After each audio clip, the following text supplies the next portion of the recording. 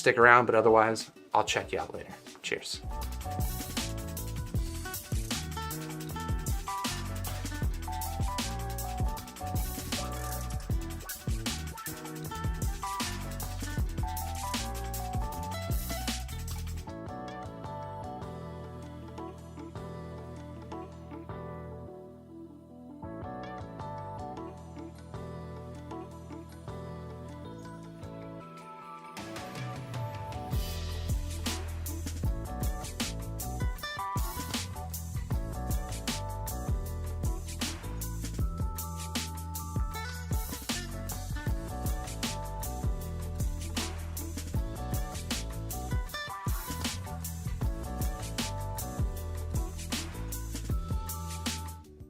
Welcome back. How's it going? Happy Saturday, folks. Let me catch up with live chat. Yeah, if you got any questions about any of these IEMs that we talked about, and ostensibly, this is the focus of the stream is the quartet. And yeah, I'm actually also interested in some alternative takes. I know there are some people out there that really do like the quartet more than I did. And that's fine. But yeah, I would love to hear some alternative takes from people who have gotten their own ears on this IEM. But yeah, Eggman, thank you for joining me early. Appreciate you keeping me company, cracking up. Early gang, how you doing? Hopefully you're also part of the alert squad. Vial saying better not give these 2 stars or something. Well, I didn't give them 2 stars. Again, I don't think it's a bad IEM. Let me maybe recap what my rating scale means to me. All right. A 1 star, I don't give those out very often. Maybe I should give them more often, but a 1 star to me is like, this is just kind of like this is just a bad product, okay? This is just like, it's maybe kind of broken, or it just doesn't do what it should be doing. A 2 star is an IM that I do think is bad. Okay, I just said a 1 is a bad star. A 1 is bad. But 2 is just like, it's bad. I wouldn't, if you told me you wanted that IM, I would probably tell you to look somewhere else. A 3 star is actually, it's not bad. 3 stars means it might not be for me, but there's definitely some people out there for whom that is the right IM. And if like you told me that was an IM that you were considering, for me, 3 stars means, yeah, don't like throw it out. Like look into it, see if that is gonna be the IM for you. 4 stars is, okay, it's maybe kind of in the same ballpark, but it's now an IM for me. And then 5 stars is like, the best that I can find at the price range is basically what 5 stars means. It means like at that price, I can't think of anything better. There might be other 5-star IMs that I think are competitive, but I wouldn't say they're better. So that's the rough summary. So definitely the quartet. This is not a 2, but it's a 3. It's definitely a 3 for me. Rob Hawk saying quartet with a thumbs up. Rob, if you've heard the quartet, I want to hear your take. Juarez claiming a 1.5 out of 5. Well, you might have noticed there are no 0.5s in this rating scale. And the reason is I don't pay too much attention to the score. Like, I don't know, adding a bunch of decimals and stuff like that. I think it's overcomplicating it.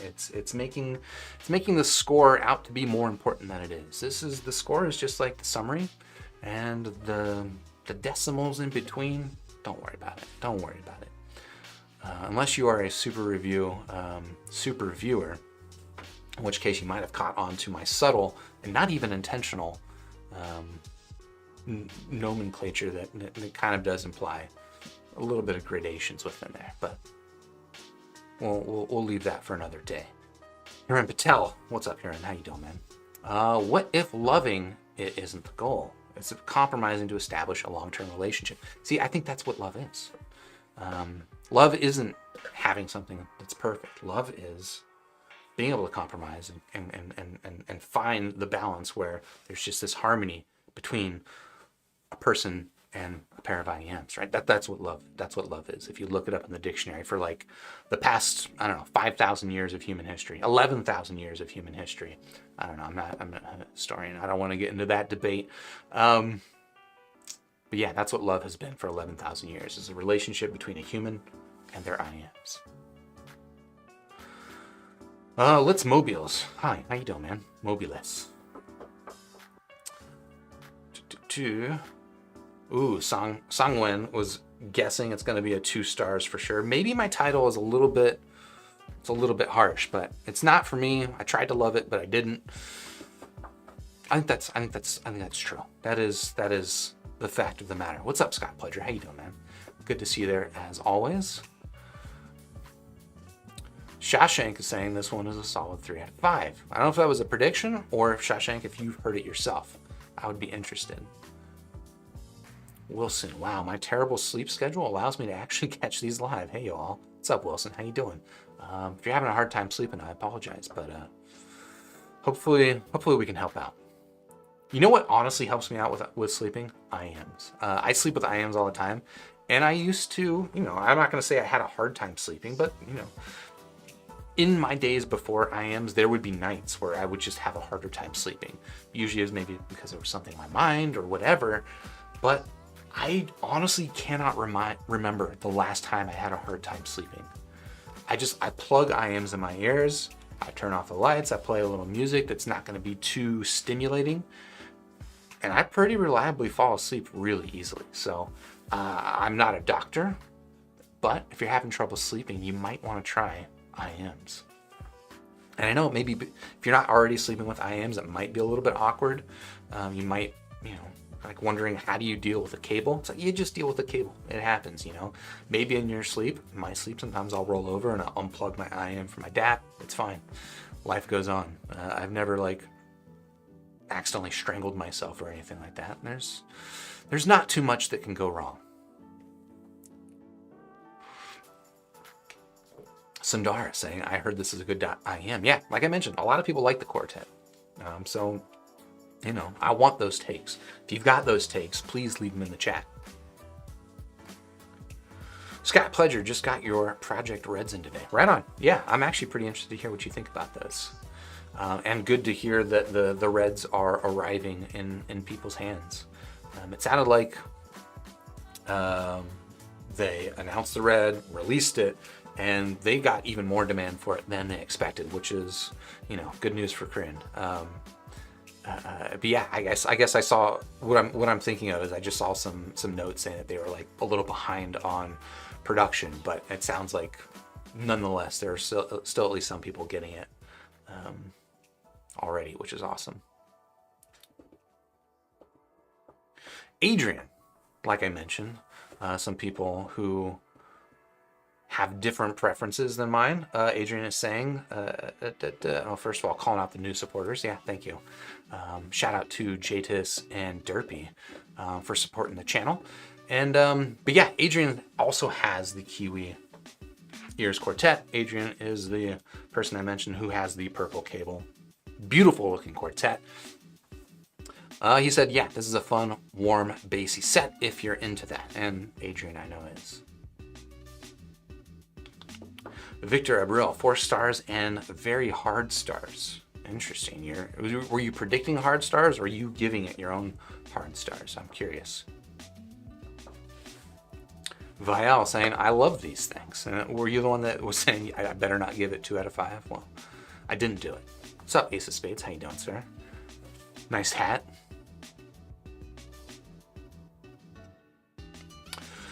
Song Wen saying, for bass, I would rather choose the Maestro Fat Freak over this one. Well, I mean, I would too, but you're also talking about an IEM that costs like $600 or something like that, doesn't it? It's not quite in the same ballpark. For me, if I was looking for a bassy set, I think I like this. Now, it's not bassy in the same ways that the Quartet is, and you might prefer the bassiness, the bassy flavor of this versus the bassy flavor of this, but for me, this is my kind of bassy. This is a lot of fun. Sundar saying fun, warm, and bassy doesn't sound like a winning formula for Mark. I mean, it has been done before. I think of, and it's funny because Adrian doesn't actually like this one, but the Symphonium Meteor is kind of similar. I would kind of use similar words to describe it. But I think that the bass presentation on the Meteor is better, and then the treble is overall better. So the Meteor is just it's definitely not my preference, but I nonetheless go to it from time to time when I don't need to. And for me, that's the sign of a good IEM.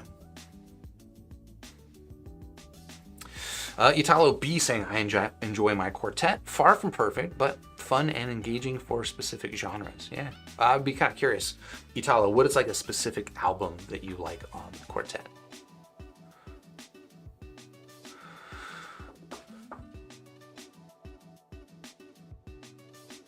Vial saying he's gonna give him a 3, but they deserve a 4. All right, so now we know Vial's score. Novocaine predicting it's called a quartet, so it's got to be a 4, actually. That does make sense. Rob Hawk saying dry, chewy tips. Yeah, the tips on these, especially these gray ones, are a little bit on the dry and chewy side. The black ones are maybe also a little bit on the, yeah, I don't know. I'd say that the clear ones are the nicest quality silicone of the bunch. Maybe the gray ones are, I don't know. They're all kind of similar, to be honest. What I really dig, and I mentioned I switched over to these Spin Fits. Part of that is just because I do like the quality of Spin Fit silicones better. I would not say that these are going to make your IEMs sound better, but for me they're just more comfortable. They grip a little bit better, and they're also a little bit on the shallow side, which I don't know that it'll totally come across, but you can kind of see that the Spin Fits are just top to bottom a little bit more shallow, and that helps these things fit a little bit more shallow, and that's one of the things I like about this shell. It's just how kind of easy and shallow it fits. Static Age saying, I did not get a sim tool in the box with mine. Cool, thank you for the confirm on that. I'm trying to remember. Let me think of my other IEMs that it could have come with, because I know that it came with a recent IEM that I unboxed. Did it come with the SA6? Maybe it came with the SA6 Mark II. I don't know. The SA6 Mark II, you don't need a sim ejector tool to operate the switches on that one. So, all right, well, with that news there, let's say you've got the Quartet and you don't have a sim ejector tool because it didn't come in the box. What do you do?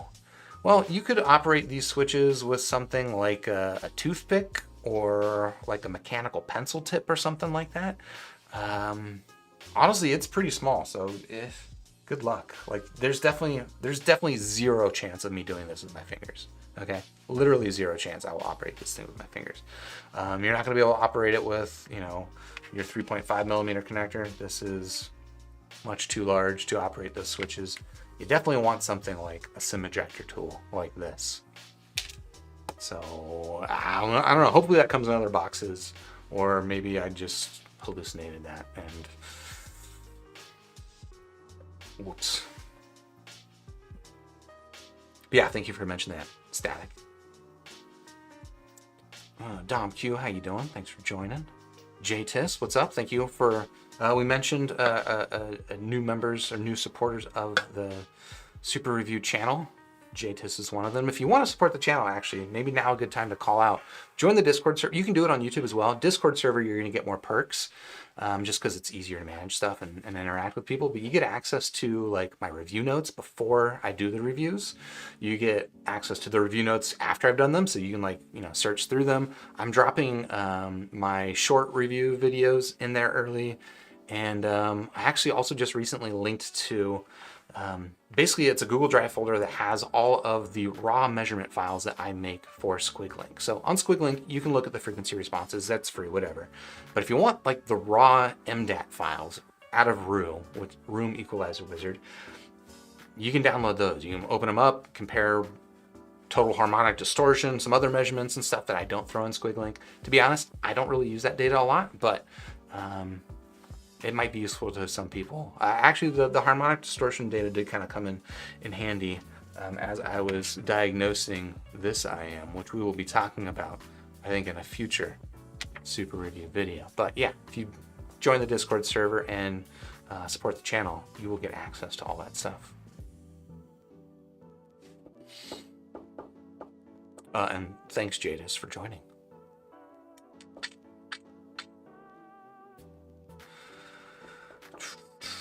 Joshua Sabo, how you doing, sir? Mr. Prisma himself. For folks who aren't familiar, maker of fine IEMs and maker of a future IEM that I have high expectations for. That's right. No pressure, Josh. But we have high expectations. Nova Kane asking, did I listen to Four Tet's music on this? I don't think so. I don't know what that is, so. JTIS saying, I want to see some flames on the outside of this IEM, like the Juice IEM. I mean, you could imagine these are flames. They're flames that are roughly this color, depending on what you're burning, right? But no, not quite flames. I really do like the look of this stuff. It is. Am I a sucker for swirls? Is it the purple? Is it both? I don't know. But I dig it. It's a subtly unique look on this thing. Yeah, I really do like it.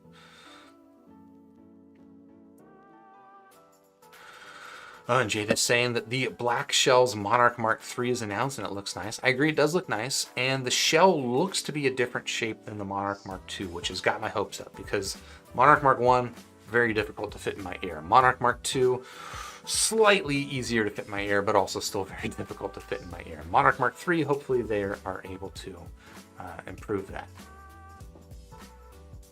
Novocaine saying these look so good. I assume you're referring here to the Quartet. Hope they hold up to the Orchestra Light, the Juice, and the other competition. Tuning switches really seem like a gimmick, though. Well, I will say that the tuning switches, they're not quite a gimmick here in that they do significantly change the sound. For me, there's only one setting that I really enjoy listening to at all. So to some extent, okay, you could describe it as a gimmick, but there might be people that actually prefer those other sounds to the one that I do. So in that sense, I guess it's not quite a gimmick. I don't hate tuning switches. It is interesting though. Like I feel like that the 10 ohm impedance adapter that comes with the Truth Ear Zero Red from Critical. I wish there were more tuning switches that did what that does, which is like this really isolated change. It feels like it's possible, but I don't know. The switches never quite do exactly that. They should.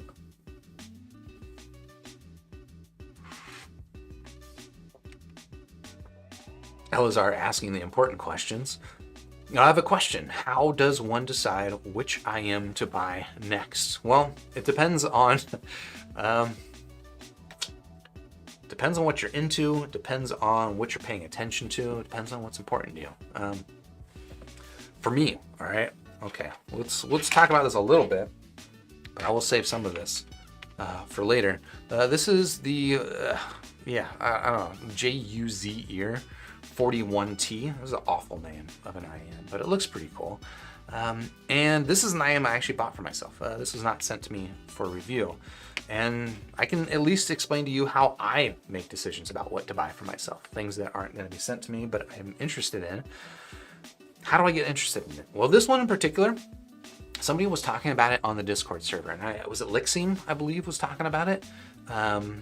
And what I did was, or maybe even Lixim pulled it up. Let me show you the tricks of the trade real quick. Let me pull up squig.link. And if you're not familiar with this, this is a site I run, hosted a bunch of frequency response graphs. But let's look up. Basically, what I did was, Lixim was talking about it. I think Lixim posted a graph as well. But then I went over to SquigLink, typed in Juzier. Awful name, again, I apologize every time I have to say it. But you see all these different people that have measured this IEM, and you can kind of see, okay, I've got a measurement of it now, but assume in the past when I was making this purchase decision, I didn't. So I'll click around these graphs. All right, let's take a look at it. See that graph? I'm like, oh, that actually looks pretty good. Okay, well, it looks good for aftersound. How about for DC inside head? Okay, also looks pretty good. Let's see Music Cafe. Also looking pretty good. And so I just see this pattern of these measurements of this IEM looking pretty stinking good. And the price on it is just $160, which is, certainly not cheap, but that is within the realm of something that I will blind buy on the strength of a good graph. And so I did. I bought it. I graphed it myself. And this is what a graph's like on my rig. You make that not a bright neon color for you folks. That is this IEM right here. And that is why I purchased it. And if I'm happy with that purchase, well, that's what I will save for the review video that's coming up.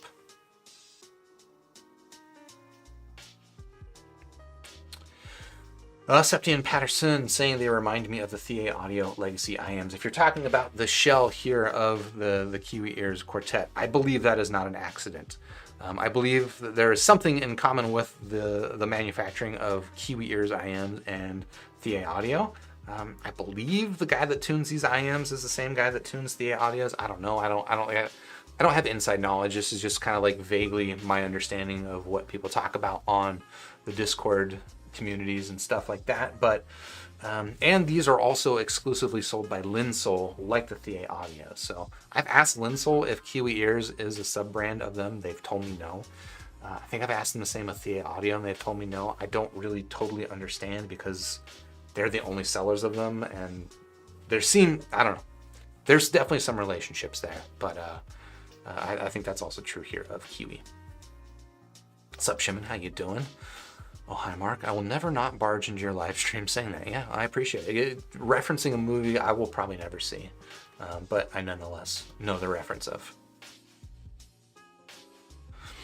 Italo, who mentioned that he's got the quartet and likes it quite a bit, saying that my preference is also with bass off and highs on. Okay, cool. So you agree? You're on the same page with me there. I think actually, Adrian liked it with the default configuration, if I'm not wrong, but I might be wrong, which is both switches on. Monsieur saying, I got some headphones from 1977, just awesome. That sounds kind of cool. I want to graph those. Do they sound any good? Ace of Spades saying, so this is a budget meteor. I mean, in some ways, yeah, you could kind of conceive of this as a budget meteor.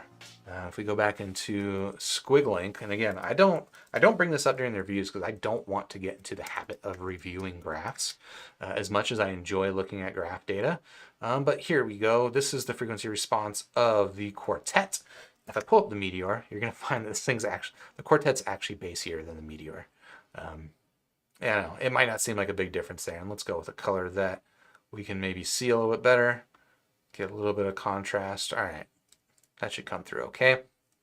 Yeah, I think that the quartet is even bassier, and that is with the default configuration. If I switch this to the configuration that's my preference, which again is off and on, you can see that, well, you get a little bit more contrast here in the quartet than you do in the meteor. So the bass isn't quite as deep and dominating, but it does start earlier, right? And this is, I think, kind of the big distinction with this IEM.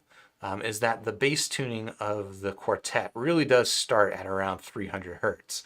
Whereas most of the other IEMs that I prefer, the bass lift starts at around 250, maybe 200 hertz, which is true of the Meteor. So, yeah, I don't know. I think there is something to describing the quartet as kind of a budget Meteor, especially if you were to go with, let's say, like the on-off configuration. Look at that. This is a tuning that you can get with a quartet. This would be my least favorite personally. But if you want this sound, you can get it with those switches.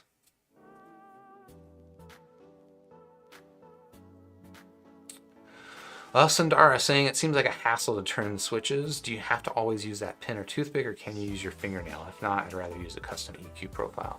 Yeah, I don't think you can do it with your fingernail. Unless you carve your fingernail into a toothpick, which maybe some people do. That is not my look.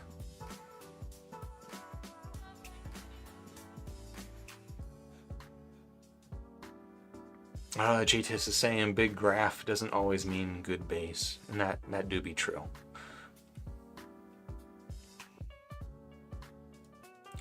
Vial disagreeing with my take though, saying I didn't like the bass in this. Vial saying I really like the bass TBH. So again, people have different opinions, and that's okay.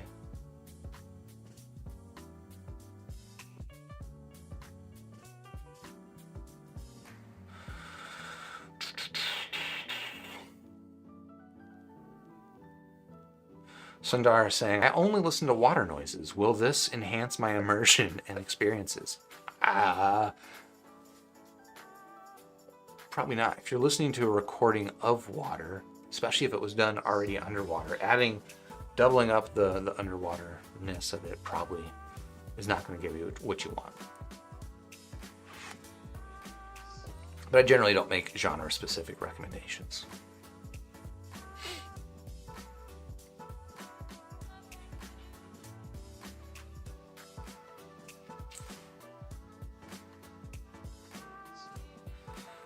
Batman is asking, is the Quartet an upgrade to the EA500? Personal preference? No, I actually like the EA500 better than the Quartet. The EA500, I did a shorts review for that recently. I also gave it 3 stars, but the EA500 is much closer to my preferences than the Quartet.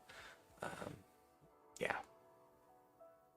I think the bass quality is, the bass is definitely less emphasized on the EA500, but nonetheless, like the physicality behind it, I think is a lot better. And just, yeah, overall the quality is better on the EA500. Again, for my preferences. S2 saying the N3 is safe. Yeah, honestly, the N3 bass has also kind of got that soft sound to it, that soft attack. It's a little bit similar here to the bass on the Quartet, although I do think the N3 is, yes, better overall.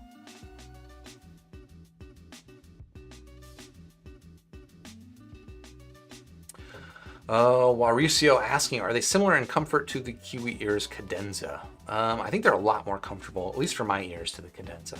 The Cadenza is a fairly generic shaped IEM. I guess comfort-wise, actually, it's fine.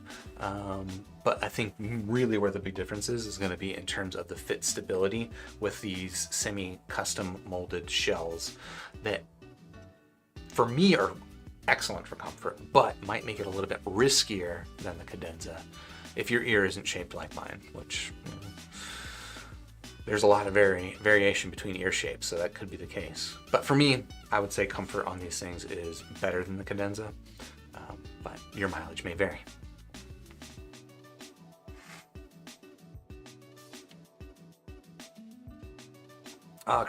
Cristiano saying, I find it fascinating how varied people's aesthetic perceptions. I find the Kiwi IEMs some of the ugliest in the market today. Oh, wow.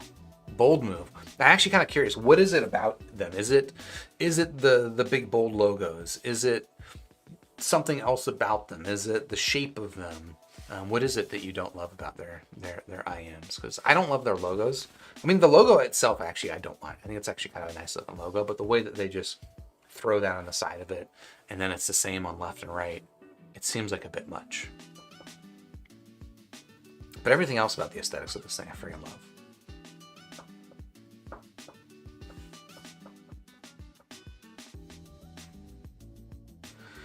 Ace of Spades, you heard the Hexa is going on sale for $65 soon? You spreading rumors? And S2 is saying, who recently got a Hexa, saying, I found the Hexa body has some unergonomic edges despite fitting small and deep. Yeah, I can understand that. You look at the Hexa, it looks like it's got some edges.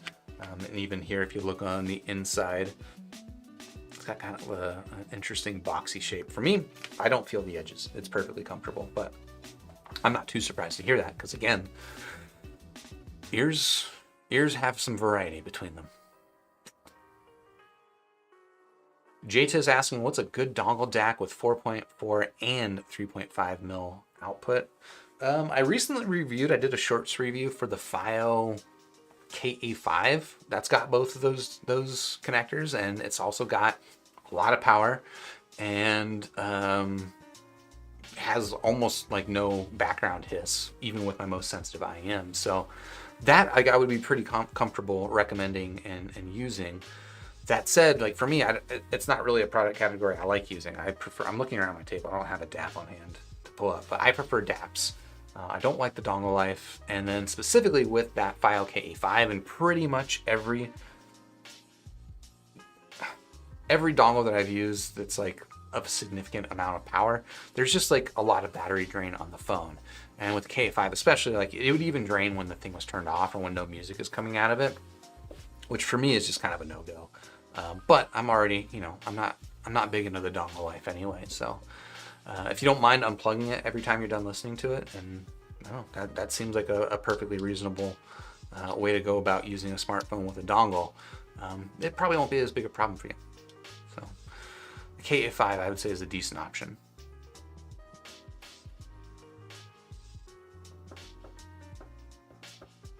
And Scott Pledger is actually bringing up another interesting option. There's the iFi Go Blue, which I believe will cost not quite twice as much, but a fair bit much more.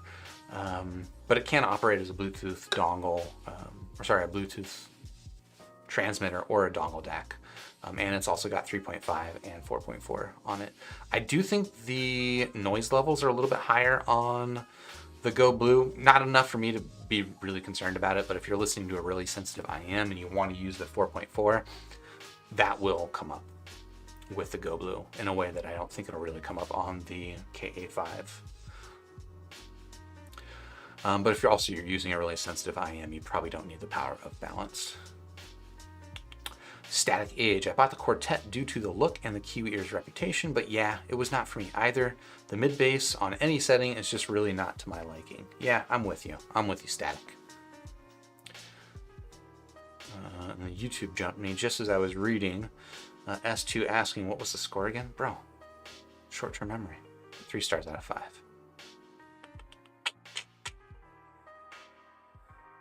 All right, Cristiano. Mark, what is your favorite IEM today with tuning switches? My favorite IEM that's got tuning switches. Interesting question.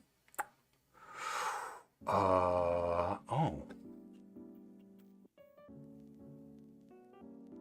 I mean, there's like the Dunu SA6 has got tuning switches. I like that IEM quite a bit. The Thea Audio Legacy 4 has got tuning switches. I actually think that's a pretty solid little IEM, although it's been a while since I listened to it.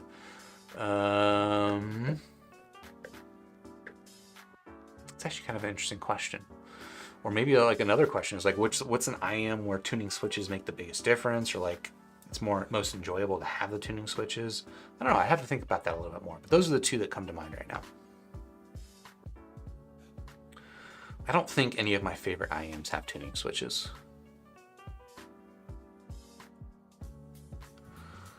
And Ian, you're saying that you do think that the bass gets better on the up setting. Interesting. I don't know. Maybe I should spend more time with the up setting. But I would think that it would even further dull the transients, because I think generally my conception of sound, even when talking about like bass frequencies, like the attack, kind of that leading edge on the bass, I think treble actually contributes to that quite a bit. And I would worry that dulling that treble overall would have a negative impact, but I spent minimal time listening to it in any of the configurations apart from down up. So I don't know, maybe there's something there. Scott Pleasure saying, I haven't heard these yet, but I did snag the cadenzas, which I thought were surprisingly good, especially at 35 bucks. Yeah, I think the cadenza is a really solid buy at 35 bucks. Like, it's a good sound. It's a, handsome looking little IEM. I think it might even have, if not the exact same cable as this IEM, a very similar cable, which is just a nice simple cable. At 35 bucks, it's a really nice little package. Yeah, I agree. Sundara saying, I mistook the cadenzas for the Quartet. I recall someone in the water cooler thread impressed with the cadenza. Yeah. People definitely like the cadenza. That's a popular set. In fact, the headphone show with Chrono specifically, he did a pretty interesting video where he brought his friends over to his place, non-audiophile friends, and had them test out a bunch of different IEMs. And some were, I think he tried the 64 Audio U12T $2,000 IEM that IEM audiophiles love, and he also included in that comparison the cadenza. He did not tell people what the prices were of any of these things, and I think unanimously those people preferred the cadenza to the U12T, which does not shock me. Then the cadenza is good, and it's just got a tuning that works really well. Like, it's just an easy to enjoy IEM. I personally prefer the U12T quite a bit, but again, it doesn't shock me.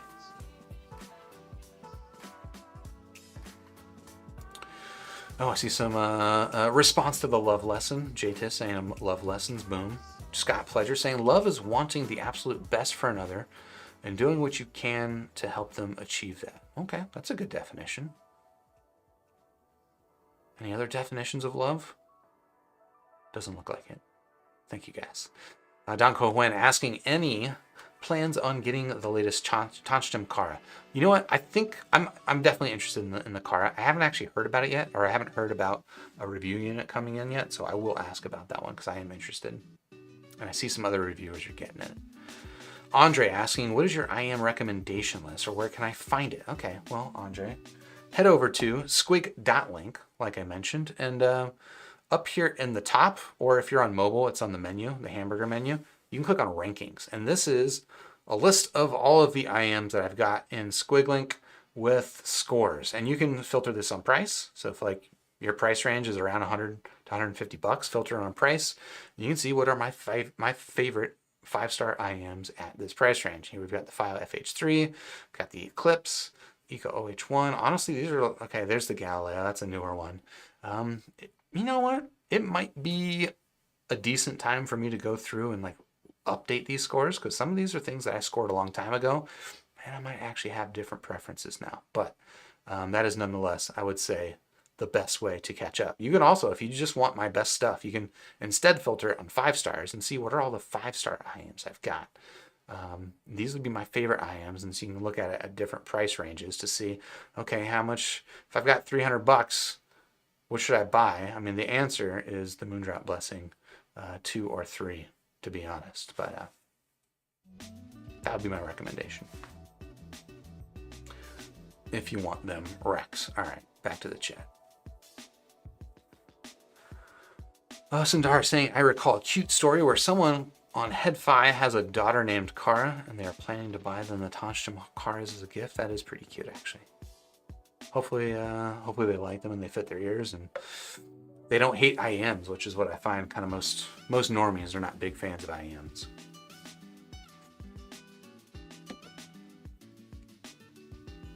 And Brian Dong, no, I have not heard the Awful Performer 8 yet. I have heard good things, and so I'm interested in it for sure.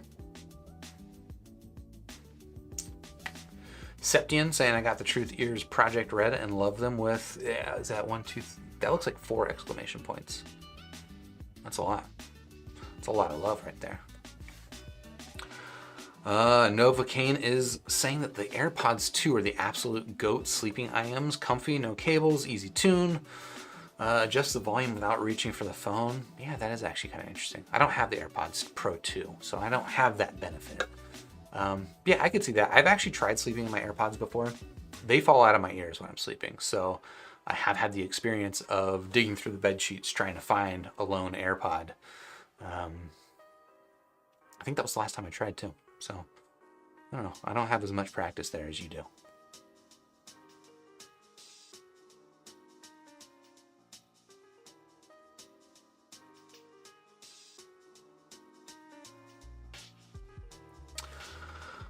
Omar asking, would you consider the MM500, an Odyssey headphone, the best audio experience? I have heard the Sennheiser HD800s. For many people as endgame, have you tried those as well? Thanks. In fact, I've actually got a pair of HD800Ss right over here that I've been borrowing from my homie.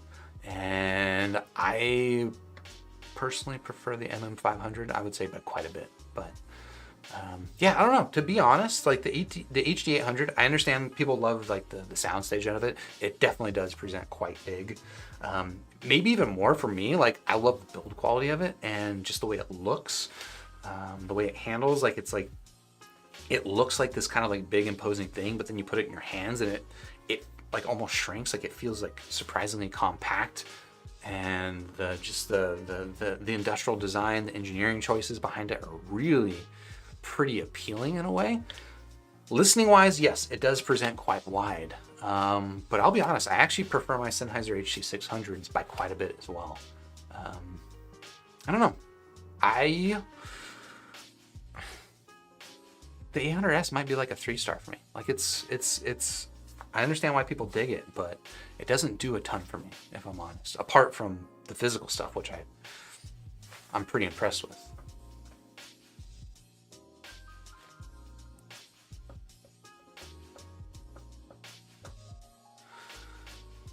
Shimon referring Dr. K. I'm not familiar with Dr. K. You're gonna have to catch me up on that one.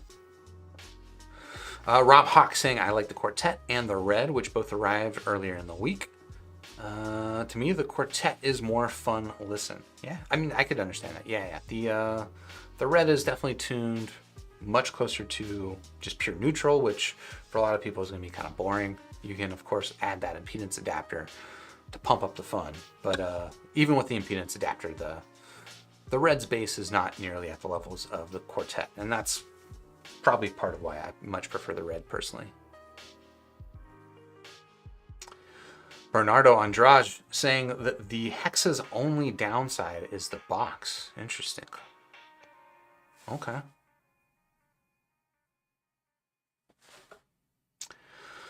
Scott Pledger talking about the AirPods 2 for sleeping, saying, I don't like the bit hanging down in the AirPods 2 when sleeping.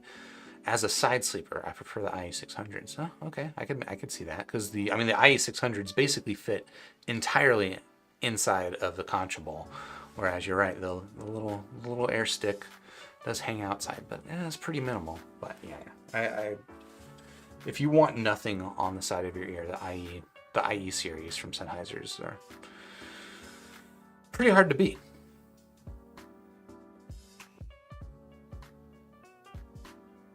Vial talking about, I just feel claustrophobic with both my ears plugged, even when I'm awake. I think you're talking about, sleeping with IEMs. And I guess I could see that. For me, I don't actually mind having my ears plugged as long as I'm not making sounds. If I'm making sounds in any way, and I do make sounds, like if I'm talking, or I'm even just like walking. I know some people like use IEMs for like working out. So like I've tried like hitting a heavy bag with IEMs. It's very unpleasant for me. I don't like that. So those are kind of the situations where I'm not really comfortable using IEMs. Any other time, including sleeping, I love to wear IEMs. I might be more comfortable with IEMs than I am without them. Oh, that's entirely true, but maybe it's a little bit true. Maybe that's why it helps me sleep so well. That's a weird thing to have realized right now on this live stream in front of people. I'll have to think about that.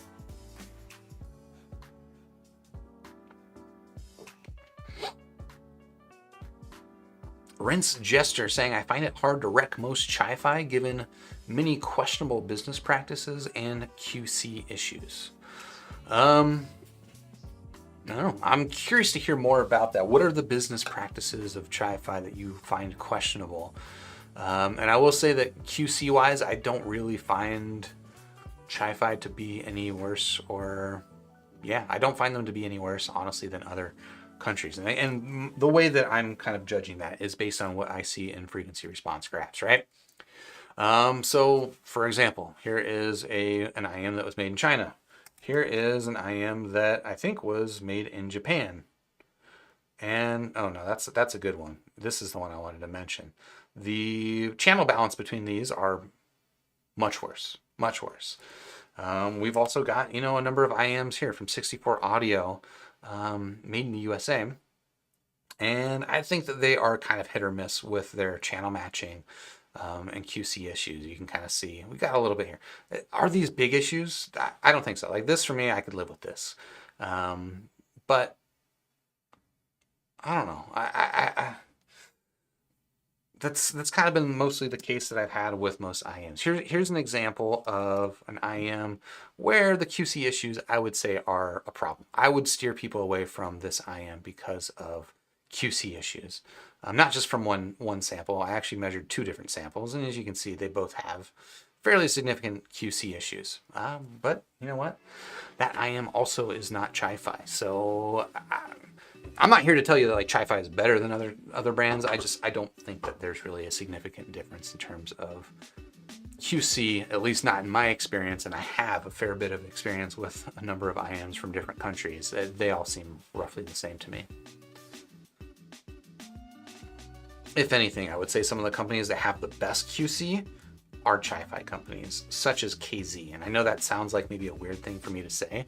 I don't love KZ IEMs, but their channel matching is pretty phenomenal, which suggests to me that they have got like their production on point. Like they're not making mistakes, and they're making a ton of IEMs.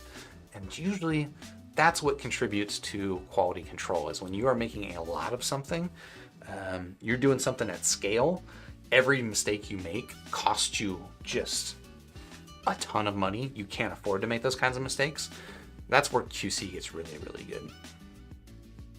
It's like, thinking like, is a BMW better build quality than a Honda Civic because it costs 3 times as much? And the answer is no. It's probably worse build quality, actually, at least in terms of reliability and attention to details and just consistency between models.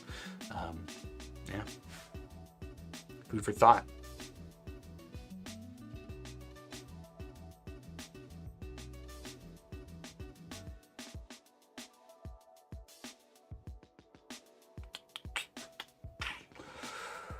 Ian also confirming that your quartet did not come with, I assume that's what you're saying, your quartet did not come with a SIM ejector tool. So I guess I did kind of couch what I said, but I do apologize for the misinformation, folks. I'm gonna get deleted from YouTube for that. LGH saying, I like my quartets, but I didn't care for the effects of the switches. With both effects off, the IEM sounds the best IMO. I think the mids get influenced by the bass too much. Yeah, I agree. I get that. Italo B, okay, specifically, so you were talking about your preferences with the quartet. You're saying Fleetwood Mac, specifically with the bass off and the highs on, sounds fun. That's one band, not just an album, that I think plays well. Right on. Mauricio asking, are they heavy?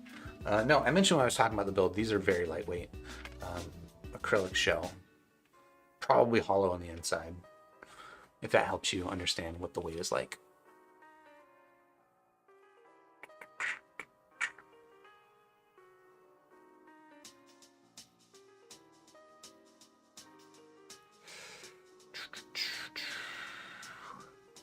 Oh, and Scott Pledger, I think this was your take on how you make purchases, is or how you find the right IEM is easy. You just wait for the upcoming best thing. $0 spent that way. That's right. I mean, that is low key, like, it is kind of a problem. I don't think it's like a real problem. Like, it's not a problem that there's too many new IEMs, but it is a problem that some people are always waiting for the next best thing. And like, to some degree, like, you gotta make a move, and there's always gonna be something new, and it might even be better than the thing you got. But just accept that that's a reality, rather than try and fight it, because no matter how long you wait, that will be the same reality. R007 saying sick cable on the 41T, by the way, and I agree. This is a very nice cable. This is the stock cable, in fact. You can see it's a little bit on the thick side, especially if you're comparing it with these other, like, these are like polar opposites in terms of thickness. This one's a little bit on the thick side. I wouldn't say it's like super thick, but it's a little on the thick side, but I nonetheless quite enjoy it. In fact, I saw that they were selling this cable on AliExpress for like 25 bucks, and I like it enough that I ordered a couple of them, just to have in my repertoire.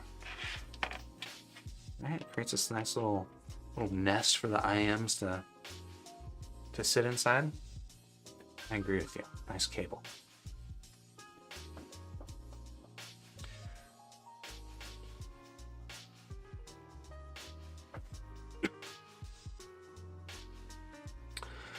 I see some comments on the name of the company. Yeah, it is an unfortunate name of this company, and I don't know. I don't know what to do about that.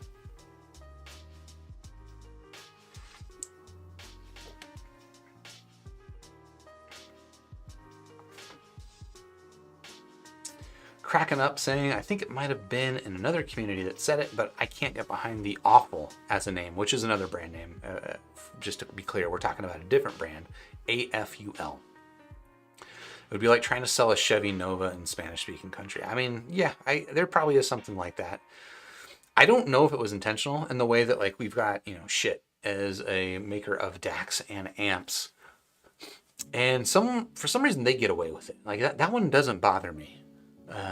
Maybe it's just because they spell it in a way that it kind of looks like a German last name or something like that, and like the first impression is like, that's funny, but also like, I shouldn't make fun of their name, even though that's not the truth of it. But I think that was like my first impression of the Shit brand. Whereas Awful is it's not exactly the word awful. It doesn't have a W in it, but it just looks like it's saying awful, which is not really a joke. It's just the word awful. So I don't get it. I don't know. I'm confused.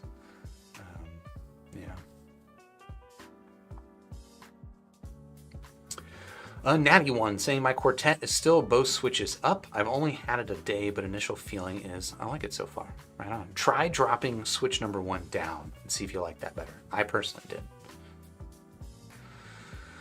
ROOS asking, have I ever listened to or measured Pinon IEMs?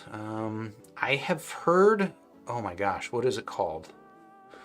It was their Trilili clone. So it was like the $2,500 5,000 BA IEM. I heard that briefly demoed at a show in San Jose a few months ago. And I actually thought it sounded really good. I would have loved to spend more time with it, but I unfortunately did not get to measure it. And yeah, I don't know anyone that's got one, so I have not spent more time with it than I did get to hear it at that show. And that would be the only Pinon I've heard. I know they've got a little bit of a community behind them, which simultaneously makes me a little suspicious, but also curious. So I don't know. I'd like to hear more of their stuff.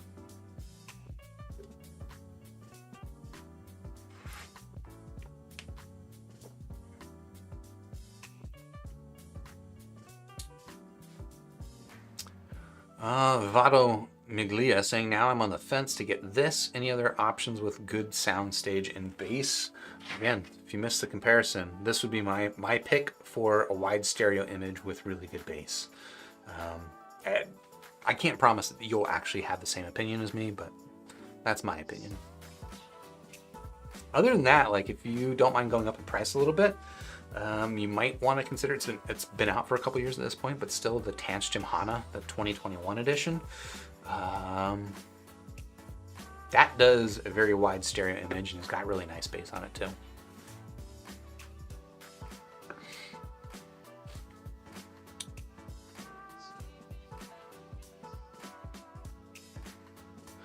Novocaine asking, I wonder if you could acetone the logo off.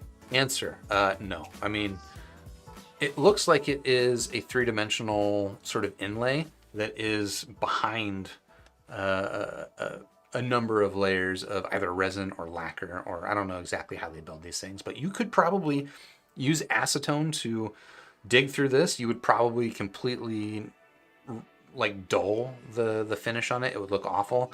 And then you would get to the logo, which maybe then you could remove with like a pair of tweezers or something, would be my guess on how this thing is built. It's not just like a pattern that's painted on the outside. It's got a little bit of dimensionality to it, as you can kind of see as it catches the light differently, depending on the angle.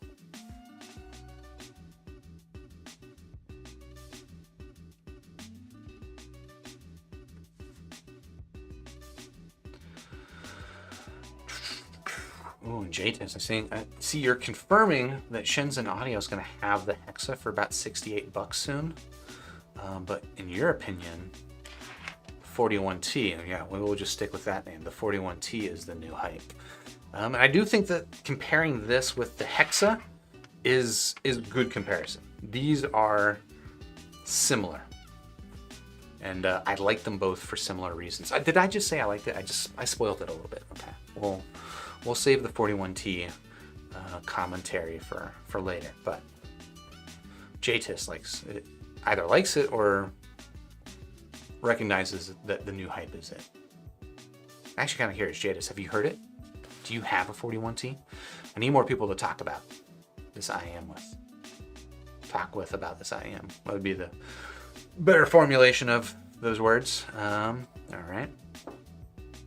Mauricio asking, how could you describe good bass? Good extension. I love punchy IEMs, but some of them don't have good definition. So yeah, I mean, for me, what I like in a bass presentation is first and foremost, like definition, okay? I want the attack, kind of like, again, thinking about like a kick drum. You hear that initial thwack of the kick drum, and then I want that to be well-defined and not blurred and smudged, which is what I think that the quartet does a little bit. Other than that, I also want it to have like a sense of physicality behind it, which is somewhat rare, honestly, in IEMs, but there are some IEMs that do a really good job of it. They've got like this sense of like, almost like the driver is moving air inside my IEM, and I can almost feel it like kind of go woof, woof. Like I like that physicality in a bass. And then when we get to the sub bass frequencies, I like it to dig nice and deep. And what that will do is just kind of, one, it will add a little bit of the word that always comes to my mind is follow through. Like it feels like it's not just like whiff of air. It's like a whiff of air plus this, like, so it feels like this one solid motion. And those are kind of like the qualities of bass that I like. I also like to be nice and fast and, you know, be able to reproduce tone, like especially in the sub bass frequencies, if it can reproduce not just the rumble and the texturing, but also reproduce the tones. That if you're listening to, you know, like there's like some songs I listen to, I think FKJ's Blessed is a good example, where there's just like these really deep sub bass tones. I don't know exactly which tones are at, but let's say, you know, it's oscillating between, you know, 50 to 100 to 50 hertz. Like being able to hear that, like at low frequencies, that stuff can actually be pretty hard to pick up, and a lot of drivers honestly just don't reproduce it that well. It'll just kind of sound like one tone. But if you get a driver that is, I'm getting into driver memes. I'm not describing it that way. But if you get an IEM that can reproduce it in a way that seems like it's recovering more quickly from reproducing those tones, you can start to make the distinction between those tones, and that to me is like the sign of a really, really good bass. And the YouTube chat jumped me.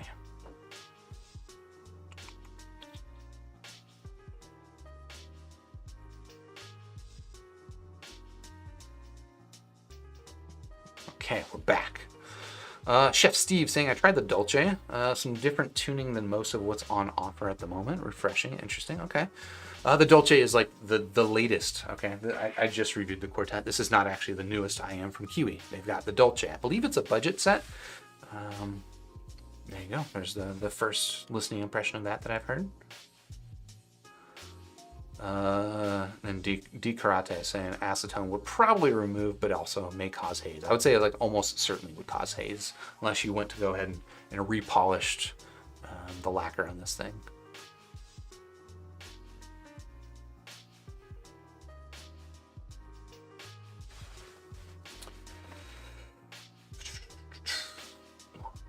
Zest Defender referencing Skyrim saves. What am I missing?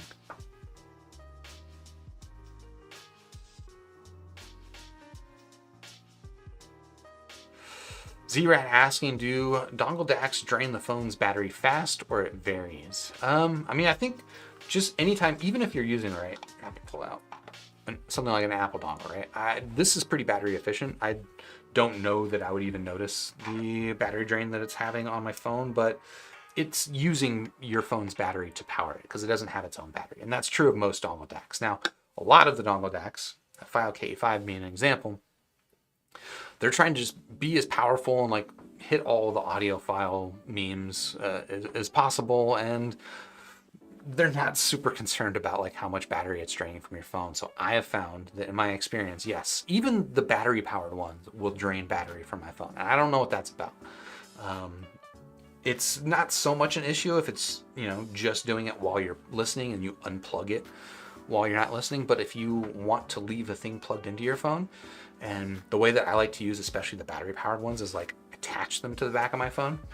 If I leave them attached, they're going to, or if I leave them connected with the USB cable, they're going to drain the battery passively, which I find a little bit frustrating. Oh, and Scott, you're saying that it was Chrono's video that made you pull the trigger on the cadenza. That makes sense. I think I have a feeling that video sold a couple of cadenzas.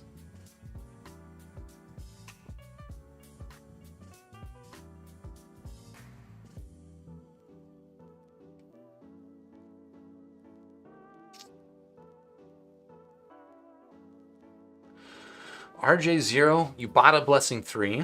You just got it, but you haven't opened it. And you're asking me if you should just sell it and get a Hexa.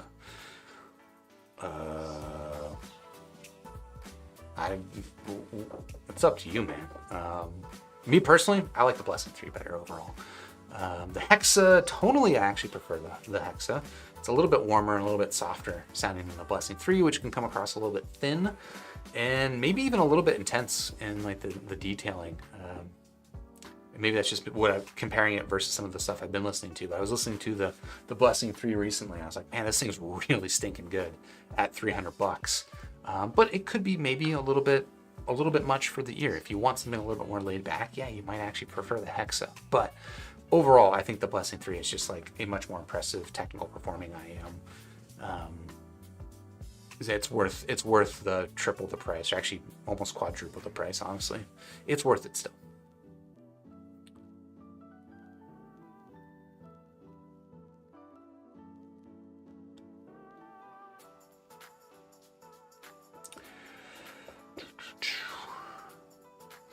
Agastya Seth saying the IE600 is the ultimate sleeper IEMs. They are pretty good. I would say the only thing against the IE600 as a sleeper IEM has nothing to do with the physical stuff. Just the tuning is a little on the intense side. So kind of like the way I was just describing the Blessing 3 being a little bit, it's good at reproducing and pulling out the details and really showing you the definition and separation between sounds and all that stuff. For sleeping situation might not be the ideal sound signature. You might want something a little bit softer. And I think that's also true of the IE600.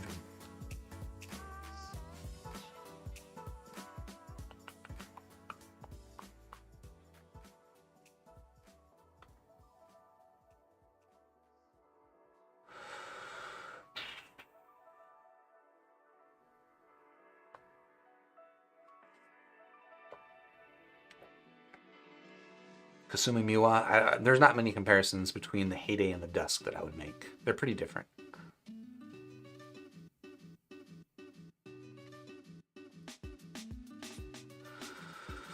Z-Ren asking, how small are the Sennheisers compared to something like the SSR and the Chew or the Land? So the SSR is smaller than the Chew and the Land, but the Chew and the Land are still quite small.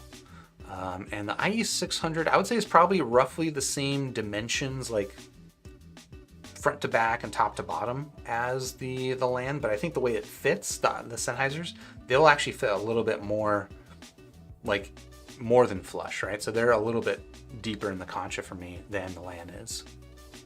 But then the front to back, again, those dimensions and 2 dimensions are about the same, I think.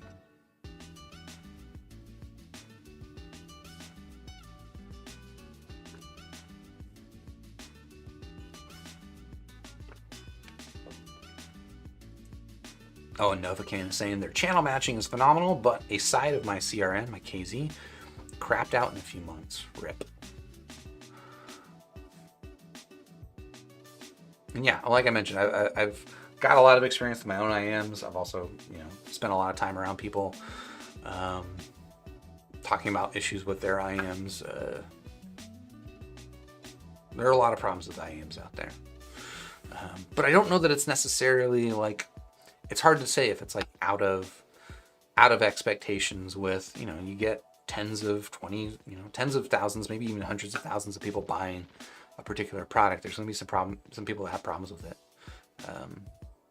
It's true of iPhones. It's true of IEMs.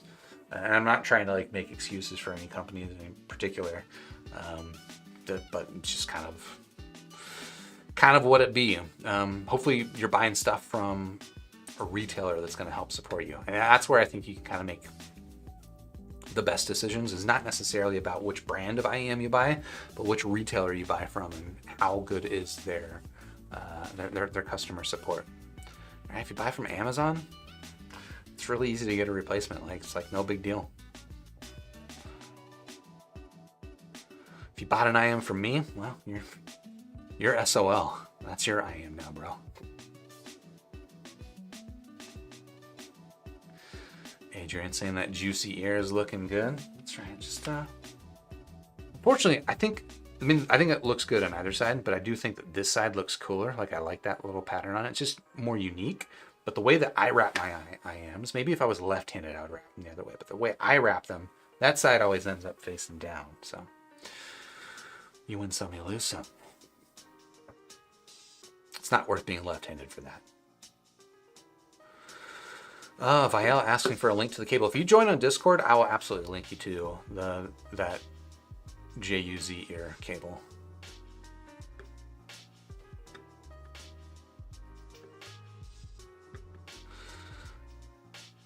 Sundara, you want to use the shoelaces on your Converse for your Project Red? Yeah.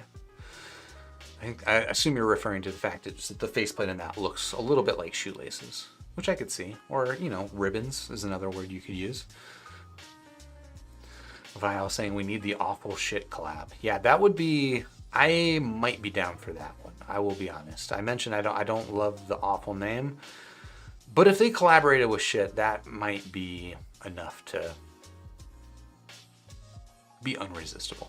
Irresistible is actually the word. Unresistible. Sounds like some video game terminology.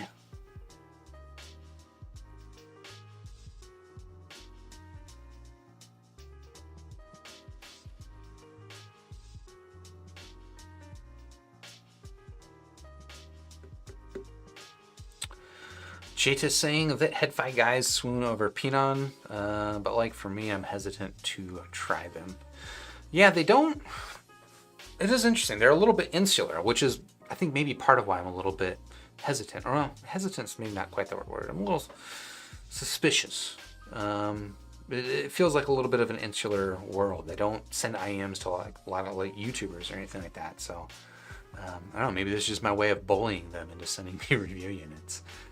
No, I haven't actually reached out to them. I probably should. I should.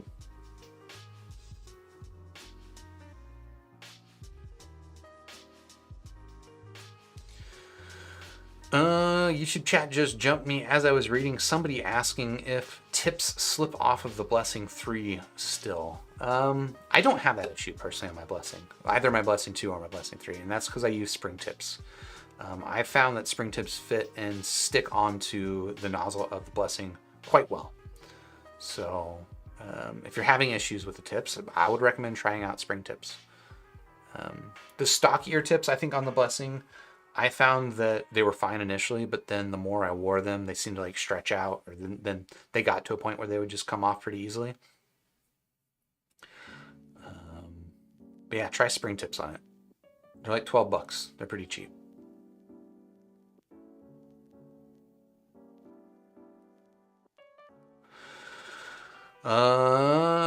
Tachyon asking if I'm going to try the FH9. No, I don't have any plans to try the file FH9. Nothing against it. It's just, I don't think something I'll get around to.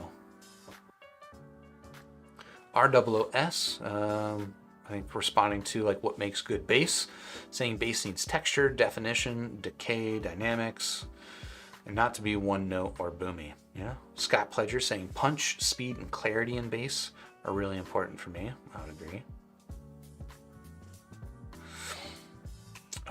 Coal Dust saying good bass does bring a good physical element to the music for sure.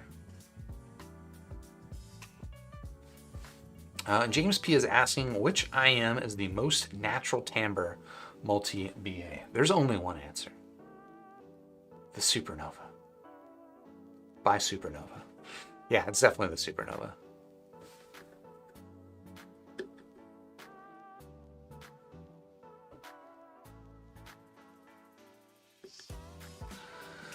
Puto is saying that Honda is not that much cheaper than BMW in the EU. That's interesting.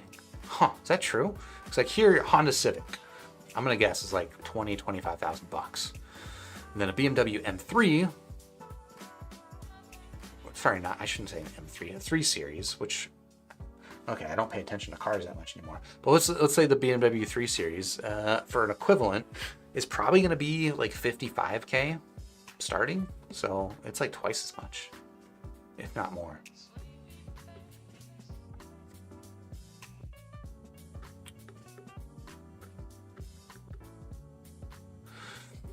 Ooh, interesting question from Maro Guar asking, how can I measure the sound level of my IEM to know that if I'm listening to it on a safe level? And I think that's actually a really interesting question, because you've probably heard, well, maybe you've heard that, you know, listening to IEMs or headphones too loud is not good for your hearing. Yes, you can actually do real serious long-term damage to your hearing with these things sitting here on the table, or any other IEMs. Listening to stuff loud is a lot of fun. I get it. And in the past, I've probably listened to music way too loud. So I'm not going to sit here and like try and scold you or anything like that. But if you're concerned about your hearing, and I think it is worth being concerned about your hearing, it's worth considering. I don't know, maybe I am listening too loud. Unfortunately, I'm not sure a good way to measure the sound levels of any IEMs I'm listening to. I do have, I'll pull this out real quickly. I have this in-ear microphone for measuring the frequency responses of these things, but, and it will even read out like an SPL reading. I'll say, you know, this is 95 dB SPL. But there is like a variable sensitivity setting in my Mac OS microphone settings, right? So I can like make it more or less sensitive, and then it will read out a different measurement. So like now I'm like, the sensitivity of this microphone is now influencing the reading I'm getting. I don't think that's a reliable way to tell me how loud I'm listening to. So what I have found is probably the only way that I have any idea of how loud I listen to is these AirPods, okay?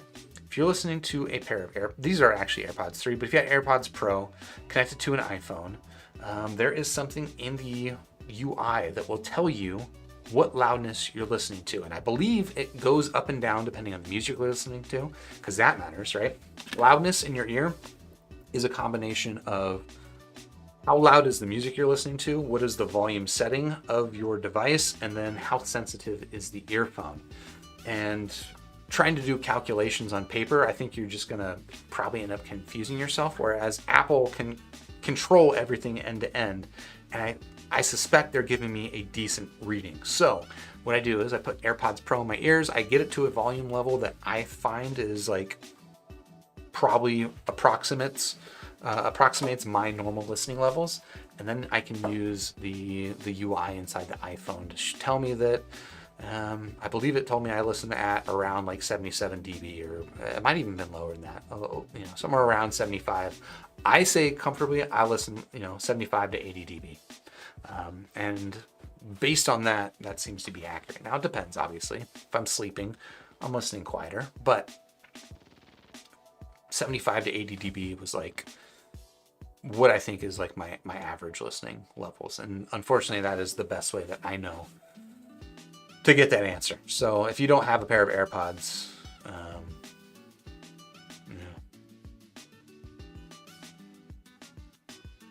Scott Pleasure, you're saying if you have a set of speakers, try playing pink noise through the IEMs. Oh, this is an interesting test. So play pink noise through your IEM. Wait, no, sorry. All right. Okay, yeah. So you're saying play pink noise through your IEMs and then through your speakers and try to get those to match. And then you can use an external microphone, which Scott, you've linked me to before on Amazon. There's like, you know, decent microphones that are made for measuring SPL that you can probably find on Amazon for 25, 30 bucks, something like that. Then you can measure the SPL coming out of your speakers. And I would measure it at whatever listening distance you're listening to, right? So if you're sitting 6 feet away from your speakers and you play them at a level that sounds like the same listening level that your IEMs are playing at, measure the sound from your sitting position, and that should also give you a decent idea. I wouldn't take it as like an exact measurement, but it should tell you, like if you're listening at above 90 dB, like maybe that tells you that you're listening at 90 dB or louder, I would consider dropping down your levels if you're concerned about your hearing, and I think it is worth being concerned about.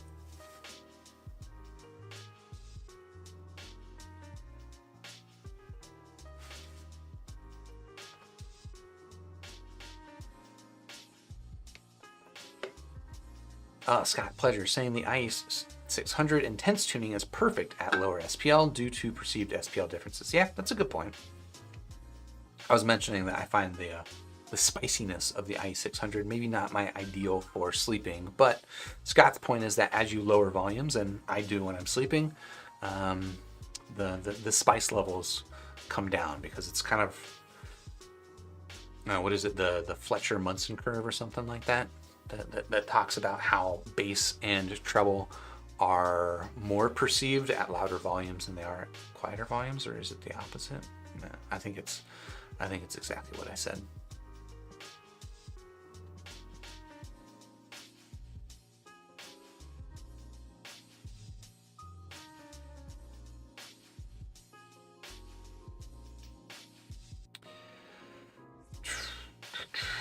I am scrolling through live chat. I gotta go get lunch, folks. So I apologize if I've missed any questions.